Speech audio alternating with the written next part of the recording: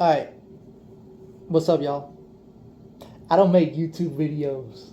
I don't make YouTube videos. But I'm a little mad right now. I didn't watch the video, but I was just scrolling through the comments of a video because it's fucking 4 hours long from Jessie Gender. I don't know why I did that in quotes because that's how you're supposed to write in an essay. That's the name of her channel. Making a video on anti-Semitism and Zionism and Palestinian liberation and shit. This video ain't about her or whatever. My video is about some notes I wrote because some of these it brought up something that's kind of been annoying me for a long time. So let me just say it. I'm not a political analyst or anything. These are just my thoughts that I think need to be shared because I am tired of the crying from Zionists. So, when it comes to contentious social issues, I believe you need to change the way your brain is wired to react to certain things and look at these issues from a systemic point of view. So, as this relates to the Palestinian genocide, I'm also going to edit this to make sure my pauses don't go in the thing, or maybe not. But as far as it comes to the Palestinian genocide, there's multiple factors here, and I think especially since Jews are persecuted and not typically enjoyed by a lot of racist bigots in the world, there can be a little bit of a immediate reaction to people talking about this issue. So I'll start with one point I want to make is that, like, in Israel, I know that a lot of Palestinians, when they talk about Israelis, they say Jews. They just say Jew. They don't say Israeli, they say Jew. Which, to me, as a non-Palestinian nor Israeli, thank God, that might seem weird. It does seem weird. And honestly, I am sure a lot of Palestinians have bogus bullshit conspiracy theories about the Zionist population. And I can understand how, as a Jewish person, and I'm talking to you as if you were a Jewish person, you might actually be, you may be upset by that.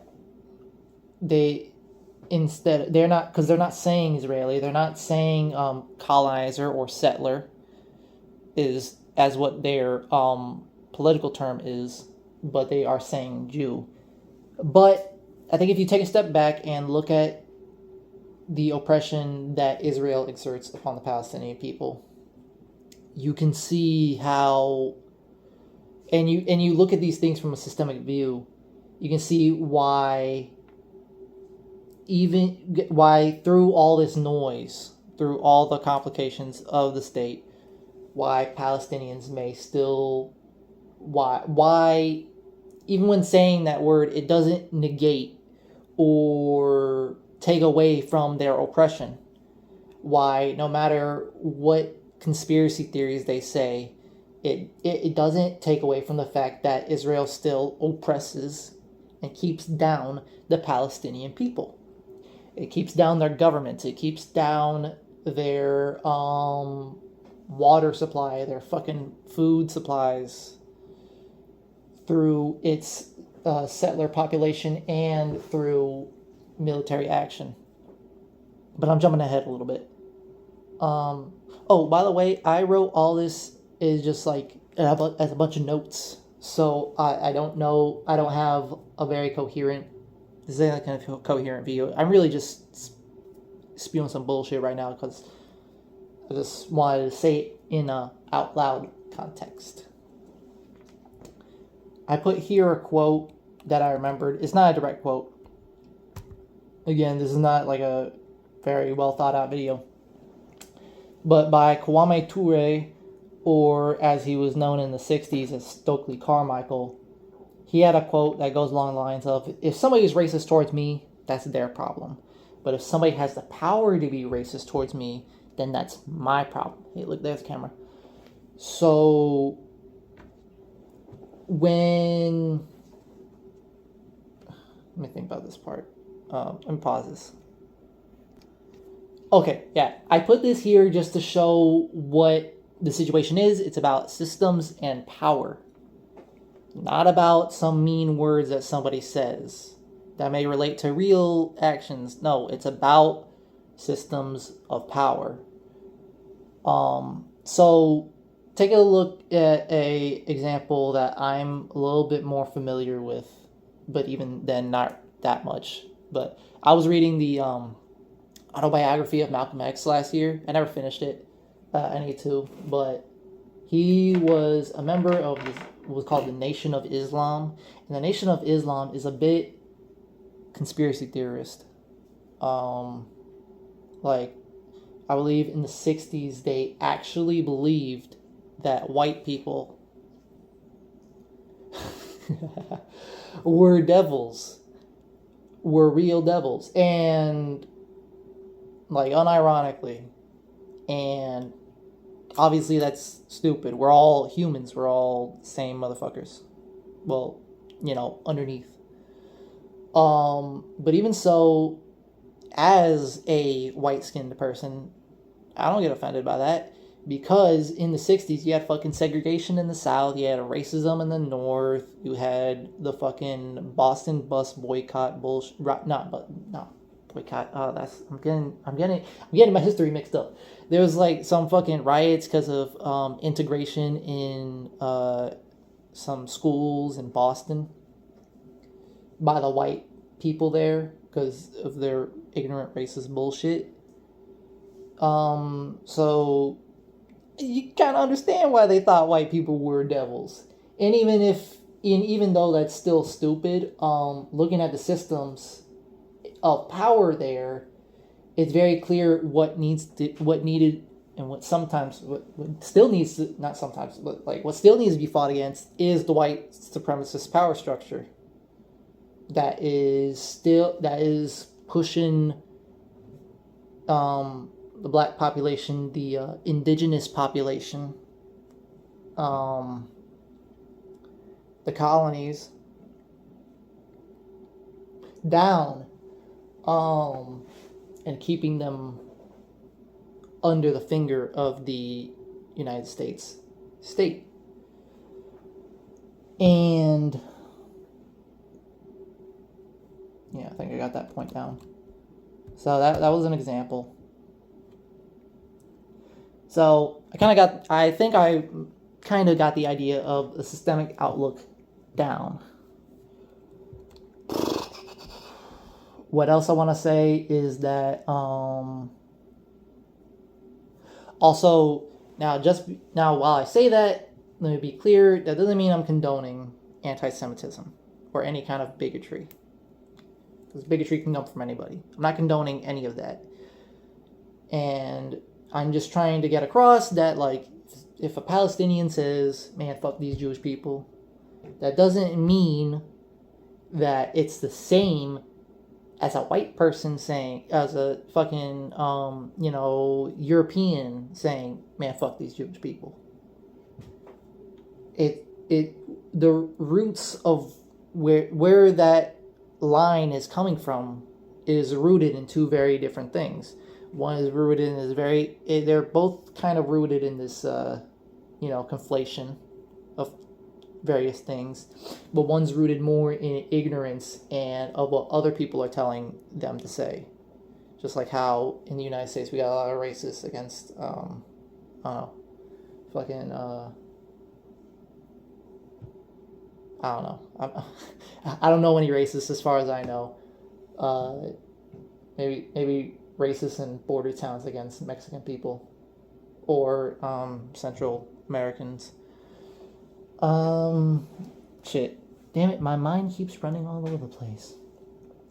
But, it's not the same, and it shouldn't be conflated as such. And when you cut through the noise of bigotry, you should be able to see the systems of power at play here.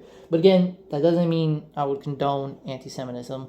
And even if we say I was at a protest, which, damn, I need to do more. Someone was being anti-Semitic there, you would say, no, fuck you. Push them away. Say, no, what the fuck you doing? Hey, we're here to support the Palestinian liberation, not saying, not spewing some conspiracy theory about Jewish people. No, because we're not talking about fake shit. We're talking about real shit. Yeah. Okay. And another point I wanted to point out is that also this issue of the Palestinian liberation is going to continue post the war in Gaza. And, Israel's trying to fight on fucking Lebanon, Gaza, Iran, Syria. They're trying to fight everybody, so they're going to go out just like South Africa, just like Nazi Germany, just like any other fascist regime, by picking fights with too many people. But say in a post-war unoccupied Palestine, there's still going to be obviously a lot of problems. And, there may even be,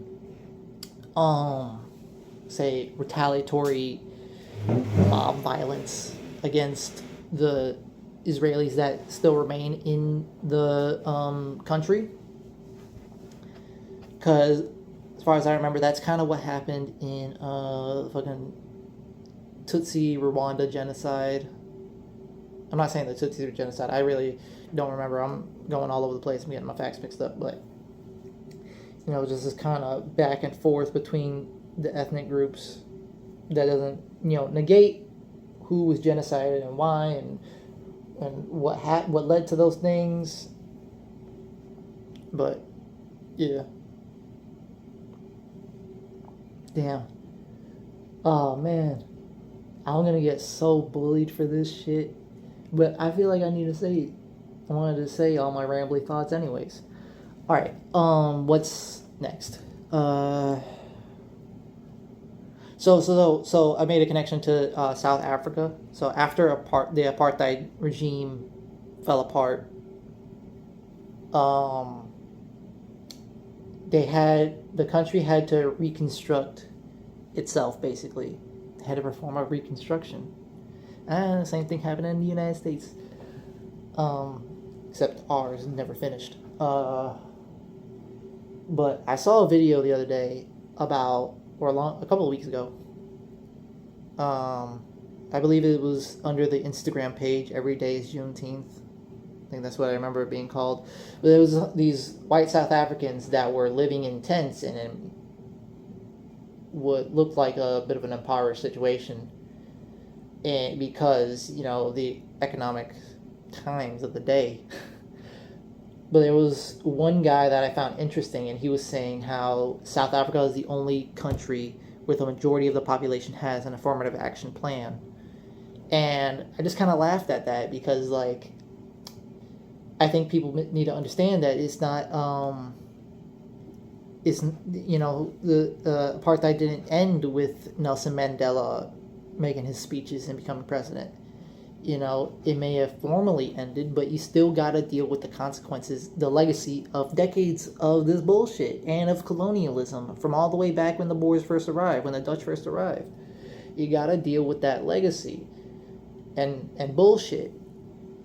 And so that affirmative action program, if there even is one, just in the scenario of what that white dude was talking about, it is necessary and it is reasonable to have that because of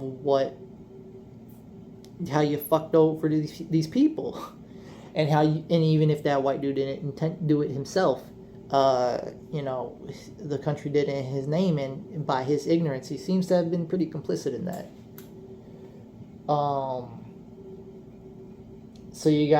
So in a post-war Gaza, in a post-world war Palestine, I'm just saying that like this problem of anti-Semitism is not gonna go away right away, and it's understandable why it won't, because you know they got a big situation there. Sorry, I got a little bit of an itch here. To summarize, I just wanted to say that Jewish people, I get it. Anti-Semitism sucks. It is really bad. Obviously, you had your own genocide, but don't let that, you know, get in the way of your solidarity with the Palestinians, of understanding what settler colonialism is, and helping them fuck up the Israeli state and kick ass and finally push these colonizers out. We got to do it in other situations too. Oh, by the way, that doesn't mean I'm condoning violence. I'm just spewing. But yeah, how would you fight again? How would you fight with the Palestinians? Seems like Zionism, the Zionist state, is fucking with you more than they are. I mean, the Zionist state, they don't even like, they're conscripting Orthodox Jews to fucking go in the military now. They're fucking, you know, Jewish people that protest against the war, they are also brutalized. I mean, they don't like themselves, it seems like. They're pretty anti-Semitic themselves as a Zionist state. So you really don't need to back these motherfuckers. And yeah, fuck Zionism. Fuck anti-Semitism. Be anti-Zionist. That shit's legit. And fuck settler colonialism. Also, if anybody's gonna, you know, do a video on the same topic, please write and actually script your video, because I'm just some motherfucker that's just like just talking on a rainy day and I got nothing to do. I've just been cleaning the house, and I saw this video and I got annoyed. Oh, that's the end of the video. Hey, so I was rewatching my video, you know, before I would post it, and I just wanted to add on that, you know, anti-Semitism really is fucked up. And what I wanted to say is that, like, you know, you shouldn't let that, don't let any of the noise of anti-Semitism get in the way of fighting against a literal genocide and fighting against an illegal settler colonial state founded on the bloodshed of innocent people and is only maintained by even more bloodshed, and by forcing other people which have joined their state into these situations that, into colonies, into settler communities where they live in the towns that their military just slaughtered. That you gotta fight against that, regardless of any of the problems that may be affecting you. Always fight for that good fight. But also, I wanted to, you know, mention that at the same time, we can fight against the genocide while also fighting against anti-Semitism. You know, just that, and I know, because it legitimately is real on some people, and when situations get intense like this, it can probably be ignored. It probably gets ignored by some people because, oh, we got to fight the bigger fight. And we do got to fight the bigger fight. But also, let's make sure not to allow this ignorance to spread, grow. Especially not that. Because then, you know, it's just, by being intersectional and by fighting, you know, these different battles, we can make sure that we don't have future battles, that we can squash this shit now and whatnot. Also, I guess my audience here is supposed to be leftists. As broad of a fucking hugely broad of a term that is. Yeah.